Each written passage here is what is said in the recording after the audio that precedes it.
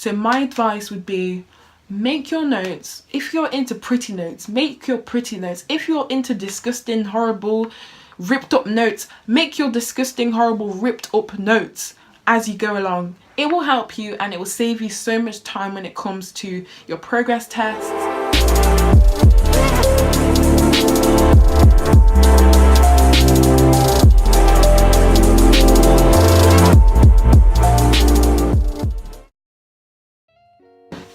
Hey guys, welcome back to a new video.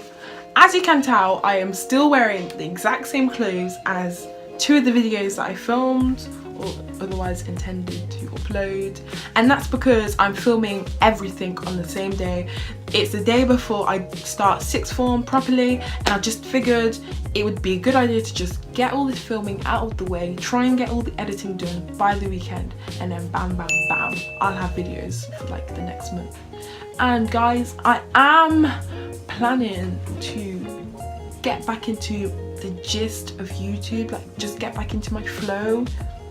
But the thing is, around this period I am super busy. I am in year 13 now, and my application for university is next month, October the 15th, because I'm applying for university, obviously, because I'm applying for medicine. And yeah, if any of you are actually curious about that, or if any of you are interested in studying medicine, holler at me. I will film a video of my journey going from my UCAS to my work experiences to the summer schools I attended, everything. I'll have an exhaustive list of everything you need to know. I'm not starting no video again. No. I'm videoing. So yeah, this video is basically 16 things I wish I knew before I started year 12. So enjoy. Remember to subscribe, like, comment. Hopefully we can start a discussion and we can get a discussion going in the comment section. You know, for you year 12s who are going into year 13 like me, write down something that you wish you knew before you started year 12. For you year 11s going into year 12, write down something you're apprehensive about or you're scared about, or rumour. Anyone else join in, like, be my guest. 16 things I wish I knew. Starting with number 1.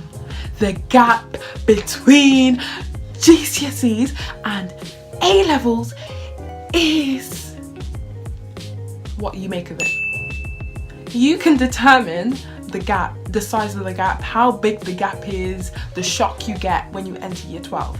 Like, you'll hear everywhere. This is like common cliche.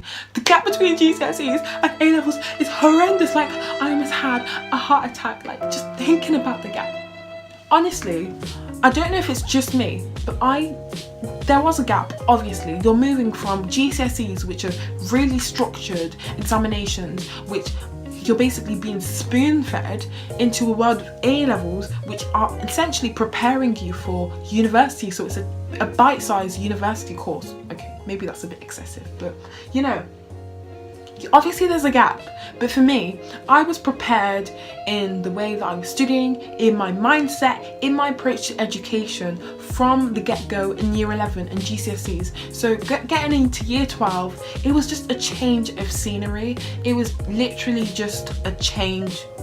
Like, that's it. There wasn't no, oh my god, the workload is immense. There wasn't any, I can't keep up with the work, I can't keep up with the subjects, the exams are too hard, the exam styles changed too much. And I don't know if that's just me, because I'm doing STEM subjects. So for my A-levels, I'm doing biology, chemistry, maths, and I did AS psychology. I don't know if that's just my subjects, but any of you guys doing different subjects, write down below if you found the gap too big. So what I mean by you determine the size of your gap is, if you start year 12, or if you end year 11 on a low note, and then you start year 12 also on that low note, like unmotivated, you're not driven to succeed, you haven't got a realistic view of what sixth form entails. Like, you haven't done your research about sixth form or your A-levels, you haven't done preparatory work during the summer, obviously you're going to struggle with the workload. You're going to come back to school. You know, when you come back to school after like a break, of not writing at all, and then you come back to school and you start using your pen and you're just like, how do I use the pen again? Like, that's the perfect metaphor for how you will how it will be like when you come back to school. You will not be used. Having a 6-week break is massive. We're used to being in school 9 to 3, 9 to 4 every single day. So 6-week break is massive. You're gonna come back to school like, what is chemistry? What is biology? You don't want that. I suggest for all you year 12s out there, over the summer, I'm not saying for you to spend 6 hours a day studying for the A-levels that you want to take. I'm not saying for you to read up on your whole A-level course. No, I'm just saying take a few seconds to, maybe a bit more than a second, take a few hours, say an hour a day, 30 minutes a day, just to, you know, brush up on your skills, because they are transferable skills that you learn in GCSEs, especially if you're doing you did subjects at GCSEs that you want to continue at A-level, say biology to biology. Brush up on your essential skills, analysing, your critical skills, your graph skills if that's a thing, your math skills, if you're doing A-level English, your grammar, stuff like that. Or I would suggest, and I will elaborate on this later on, keeping up with current affairs if you're doing politics, sociology. Keep up with new advances in your subjects. Stay on top of your game. Like, always keep your school hat on. Like, don't take it off. Just hibernate. Be dormant. Don't be dead. Like, don't be dead. Okay, be dormant.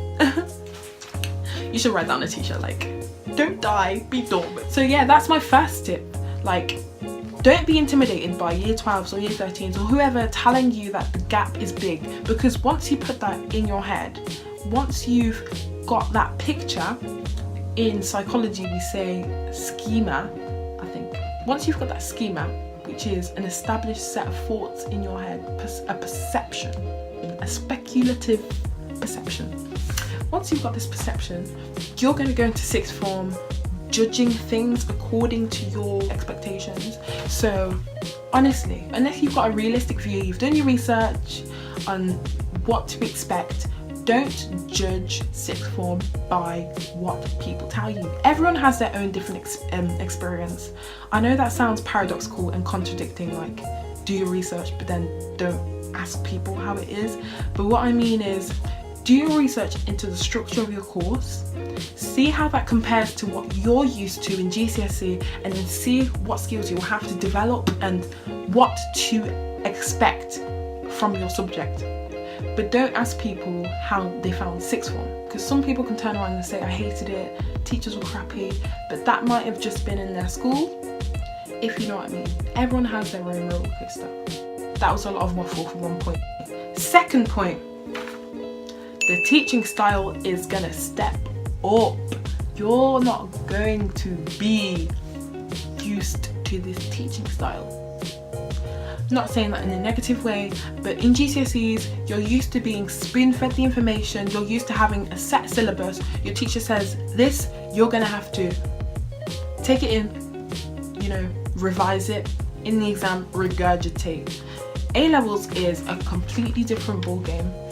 In A-levels, you're independent of your own work. Like, that's my other point, but you're independent of your own work. 30% of the actual course is taught by your teacher. The other, so okay, that's a bit extreme. 50% is taught by your actual teacher. The other 50% is you going home, doing your research, you know, consolidating what you've learnt in lessons and revising stuff. Also, there is less homework. In the middle of editing a video, and I realised I lied to you guys. You get more homework, but I'll explain this later. Obviously in GCSEs and lower school, you're used to be given homework and being given detentions. Anyway, I was given detentions when you don't complete your homework. But for A-levels, homework is kind of not mandatory, like option. Can I say optionary? Like, it's optional. Homework is optional, but because You'll come to realise this yourself, but because you're going to have to continuously study throughout the year, so the homework you're given is more or less what you have been doing at home anyway, so it's kind of just revision that is getting marked sort of thing. So homework kind of loses its meaning in 6th. Also classes get smaller. I know in my biology class there was 11 people, whereas last year there was 29. My friend did physics and her class went from 5 people, 2 of them dropped out. One of them moved school or something like that, so there ended up being 2 people in her physics class. Obviously, if you have 2 people going from a class of 29 to 2 people, the teaching is obviously going to become so much more different. It's going to be more personalized because the teachers are basically going from 29 to 1 to 2 to 1. They're going to know you more. They're going to know your how you prefer to be taught more. It's nice. I think you get to know your teachers a bit more. You get more time, not more time to yourself, but you don't feel as scared asking for help because most people will probably need the same question answered, especially if you do A-level sciences. We don't have a clue what's going on half the time. But yeah, class sizes get smaller, you get more attention to you. The speed of lessons picks up because obviously there's less people. You get through a lot of content really quickly. Third point, A-levels are harder than GCSE. On to my 4th point, no I'm joking. I just want to elaborate a bit more on that, relating it back to the first point about the gap between GCSEs and A-levels. Obviously A-levels are harder than GCSEs, as I've previously explained, but you've got to get that into your brain. A-levels are harder than GCSEs. This can be reflected in the grades that you do get in your first couple of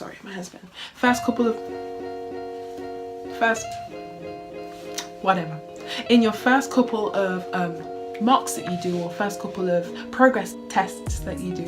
So in GCSE I was used to getting 98%, 95% in my exams because I'd memorised mark schemes, I'd essentially mastered GCSEs.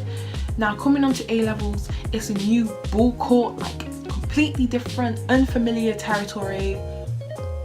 My first exam, I think I got an A or a B, so 79%, something like that. And to my dismay, like I was shocked. I was just like, wow, like maybe I was being complacent over the summer, like I wasn't working hard enough. But you need to understand that I think a D in A-level equates to an A star in GCSE. Like it's not the same platform. You can go from being a top student to scoring a B average, and it's perfectly normal as long as you're going on an upwards trajectory, which means moving upwards.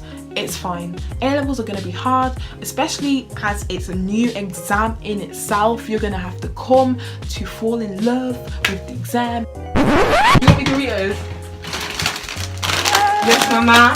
Sorry. Thank you. Okay, the only cause of concern is if you're getting a U grade. If you're getting a U grade, like, that's when you should start to be concerned, but anything else, don't worry about it, honestly. Now the next point is study throughout the year.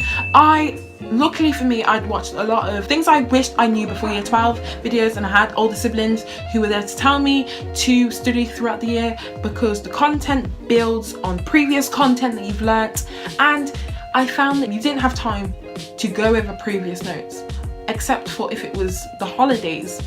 So for example, in biology, there's the first topic called biological molecules, and throughout the whole of the AS course, it is based on this first topic or the first couple of topics.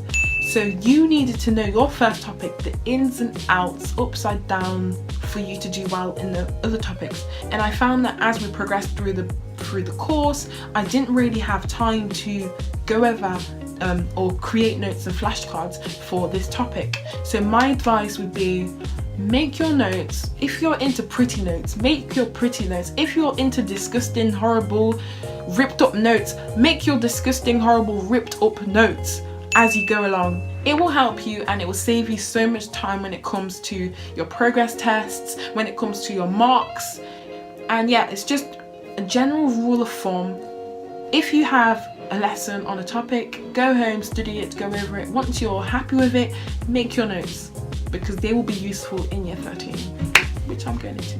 I've just realised that I'm currently on the 5th one, so I'm already a quarter way through my 16 tips, and I filmed for like 8 minutes. So I'm going to try and pick up the pace now. So the 5th point is independence. I've spoke a bit about this, but in 6th form you have way more independence than you do in GCSEs. You're in charge of your own learning. You're in charge of whether you'd like to turn up to school in the appropriate dress code or whatever. You're literally in charge. Teachers will hand you the baton. Now it's your turn to race in the relay. In GCSEs you were spoon-fed a lot. Teachers would chase you up about homework, about essays, about whether you're on target or not. But in A-levels, if you're not on target and that's because you're being lazy or complacent, they will mention it once. If you refuse to listen, they will just leave you. If you're lucky like me and you have a very supporting network of teachers, they will continuously support you throughout the year, but honestly, they don't have to. Their job is to teach you the content. They don't have to be your babysitter. So independence is a major one. Make sure you're responsible. This will come with time, but you'll learn that responsibility is also part of growing up, and growing up is also part of moving through your 6th form life. So I am way more mature, definitely, than I was at the end of year 11. Now the 6th point is 3 periods. 3 periods. You're probably thinking, woo, finished year 11, bossed my GCSEs, got the grades I needed to get in order to do A-levels at 6th form. Wow, I have 3 periods. It's time to have a lion. It's time to watch Netflix. It's time to have a chatter with my friends. No, guys, no. Your 3 periods are golden. Use them wisely. At the start of the year, I didn't have much work to do. I didn't have much homework, research to be getting a lot on with. So my 3 periods at the start were a bit more relaxed. But once you get to your 4th week of 6th form, honestly, use your 3 periods to make notes. Use your 3 periods to catch up if you're reading a book. Use your 3 periods to consult your teachers if you're having a problem. Just use them. It got to the end of my year and I was struggling to study for my actual psychology exam alongside my internal mocks, which weren't real. Honestly, I've regretted so much the endless amount of times that I was not doing anything in my 3 periods and talking to my friends or sleeping. You don't have to go full out, full blown, study 110% in your 3 periods, but just know that you need to be productive in them. There's a reason why they're called study periods. Number 7, dress wear. So alongside 3 periods, 6th form is notoriously known for being able to wear what you want. At the start of the year, I was excited about what to wear. I was just like, oh my god, so many outfits. But it got to the end of the year and I was just like, let me just wear the same top that I've been wearing for 2 months. I know all you new year 12s will be excited about how to customize your outfits. Like, you've got to have the matching blazer with whatever. But just don't spend too much time on it, because it will get to the end and it's just vanity, if you know what I mean. It's just pointless. Not pointless. You'll get to the end of year 12 and you'll look back and you'll be like, all the time I wasted picking out clothes when I could have been studying. Not studying, but spending the time elsewhere. Number 8. Organisation is key. As you can see, this folder perfectly demonstrates my point. Bringing organisation into your life, #success. Honestly, organisation is so important in 6th form. Like, this deserves its own video in itself. Organisation will determine whether you get 95% or if you get 100%. Organisation will determine whether you get that C that you need to get into university or whether you get a D. I'm not only talking schoolwork wise, I'm talking organising your life. And it's something that you're continuously learning throughout your life. It's not something, there's no perfect answer for it. There's no one is perfect at organising. You could always do better. Even I'm on my own journey at discovering what works best for me. It could save you so much valuable time if you just master your organisation. And that involves getting a good balance between social and academia, sleep, making sure your sleep is on point, because honestly, I can link videos by ASAP Science of how important sleep is. The next point is friends. Friends, F-R-I-E-N-D-N, whatever, friends. Friends, as it says in the word itself, end. They will end. If you guys out there are doing biology, bonds will form, releasing energy. You need energy to break bonds. Friendships will form, friendships will break. And that's just an inevitable part of life. Sixth form is a small snippet of university life, which is a small snippet of your life post-university, when you have your job, your family, your cars, your businesses. Friendships, just like relationships with your pets, relationships with your bosses, relationships with your neighbours, they will change. Don't take that on the chin. Me looking back to the amount of hours I spent crying over the beef that I had with my friends back in year 8, it makes me realise how much time I wasted on things which are unnecessary. A very intricate topic, friendships. But all I can say is surround yourself with people who bring out the best in you. Surround yourself with people that, if a random person was to see your friendship group and was to simply judge what type of person you are based on your friendship group, would judge the qualities that you think you are. Anyway, moving on. Next one, think UCAS. You guys in year 11, you guys in year 10, you guys in year 12, this all applies to you. Think UCAS. UCAS is University College Admissions Service. I think that's what it stands for. But if you're applying to university, you need to embark on UCAS. Think about post-16. Think about after sixth form. Where do you want to go? You're here right now, you're doing your A-levels, but what do you want to be doing in 10 years time? Do you want to be homeless on the streets? Nope. Do you want to be a millionaire? Yeah, we all want to be, but more realistically, where do you want to be in 10 years time? Do you want to be in university? Achieving your aspirations and dreams, like married, having a family, all these aspirations, traveling. Think about what you want to do and kind of sculpt all your actions, all your decisions in sixth form around that. Whether you go to a party, think about that. It doesn't have to be number one priority, but always have that as a consideration. Should you miss a day, or should you mess around in your free periods, think about where you want to go, and will messing around benefit your journey into becoming, say, an accountant, businessman, whatever. I think I'm on 11, work experience. Guys, I can't stress it enough, but no matter what you're doing, work experience is key. You don't want you to find yourself in the situation that I found myself in, whereby I wanted to do medicine. I changed my mind quite late in April this year, and my deadline for university is in October the same year, and I was struggling, I was fighting, I was rushing to get work experience over the summer. Guys, just do it in the first months of the year. Do it in February, do it in January, do it in December. Organise it. Even if you're not too sure about what you want to do exactly, if you know the field you want to go in, have a look at what opportunities, what vacancies are available. Say if you want to do business, have a look if there's any accountancy firms that are happy to take you on.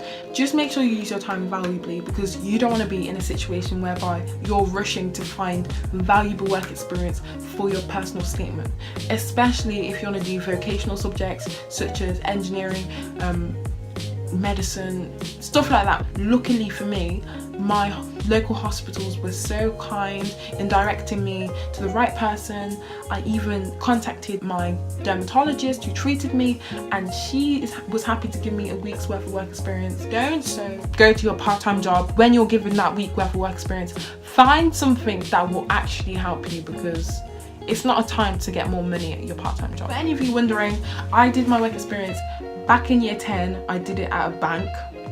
How's that going to relate? And then I did it at a supermarket. Again, what was I thinking? So I did, this year I did work experience in a special needs school.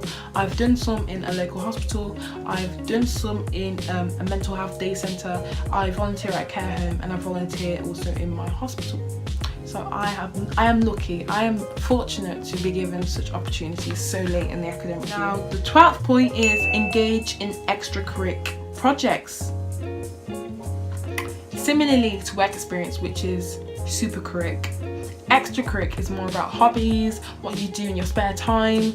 Are you a prefect? Do you mentor in school? Engage in it, because honestly these are the only 2 years of your life you're going to be doing A-levels, so why not make the most out of it? I was a prefect in my school, I really enjoyed it. As head girl, I am planning to bring back the prefect system in my school, because you know what, it's a good idea.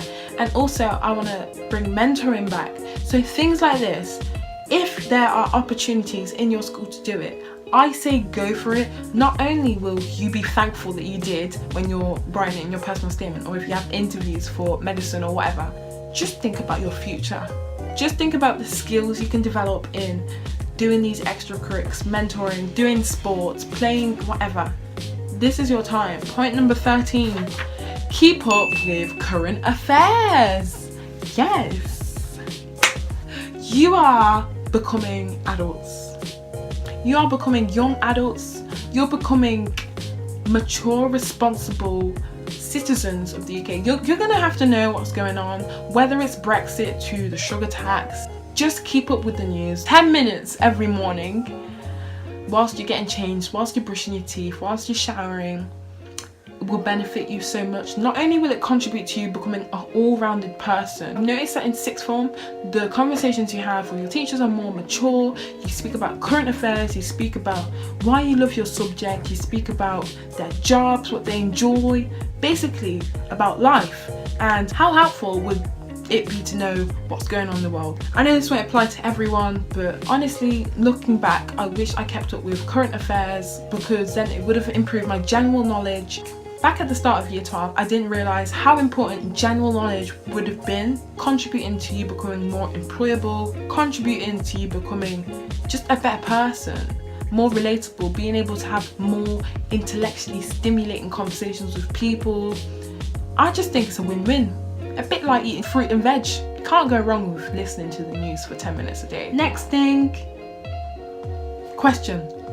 Should you do 4 or 5 or 6 or 7, not 7, A-levels? It's a very tricky question. Right, should you do 4 A-levels? I did 4 A-levels for the first year. And I didn't struggle. I wasn't struggling as much as my friends, because I kept on top of my game. I made sure that I wasn't procrastinating as much as I could have been. If you're capable, and if you're like me and you want to try a subject, like psychology is a subject that you don't do at GCSE normally, but you need these 3 subjects to do the course you're thinking about for university, such as biology, chemistry, maths, go for 4. Luckily you can sit the exam, still get the AS qualification. If you're a bit apprehensive about certain subjects, so you'll take them on as a backup, take 4. If you're not decided, you're indecisive about what you want to do at university, take 4, open your options. But as long as you're not worsening your chances at doing well in your other subjects, inevitably you're going to perform worse in your other subjects, because you're kind of spreading yourself more thin. But if you can achieve nearby your full potential, go for it. If you think that it will like inhibit you from doing well, like you will go from getting an A in biology to a C in biology because you've picked up an extra A level, maybe reconsider it. But guys, comment down below if you're thinking about doing 4 A levels and whether you're scared, because I was kind of scared, but it went all right. Now, these are for my science sisters, my science brothers out there. If you're doing STEM, I have some specific tips for you, because STEM, science, technology, engineering, maths, it's a whole nother ball game from humanity. Tip number 15. Tip number 15. Read around your subject, please. Please read around your subject. Again, if you want to study medicine, I know I keep hammering on about this, but read around your subject, especially for science, because it will help you connect the dots. Science, it's all related. Whether you do physics or chemistry, it's all related. Some things lead up to other things, or some things cause other things. Some things can explain other things. And in you reading around your subjects, you can form these connections between the subjects you are studying, in that way grasp a better understanding for your subjects and essentially score better in your exams. Like, that's the ultimate aim, isn't it? To get better grades in your exams. In biology, you get 25-mark essays on a concept in biology and you need to write about it. In you doing research, you're at a better platform to do well in those questions. But yeah, I just suggest reading around it because it just makes your subject more enjoyable, knowing the actual applications of the work that you're. If you want to do medicine, read books. If you want to do science, read books. Books are life. This one, Bad Pharma by Ben Goldacre, is about pharmacology. If you're interested in medicinal chemistry or pharmacology, pharmaceuticals, this is a good book to buy. It also exposes the fact that these big pharma companies hide bad results. And you guys should know from biology, GCSE biology, about thalidomide and how it wasn't tested properly. And this book talks about it, I think. So yeah, holler that book. Holler. And guys, we have came to the end of my video and I don't think I've exceeded 40 minutes.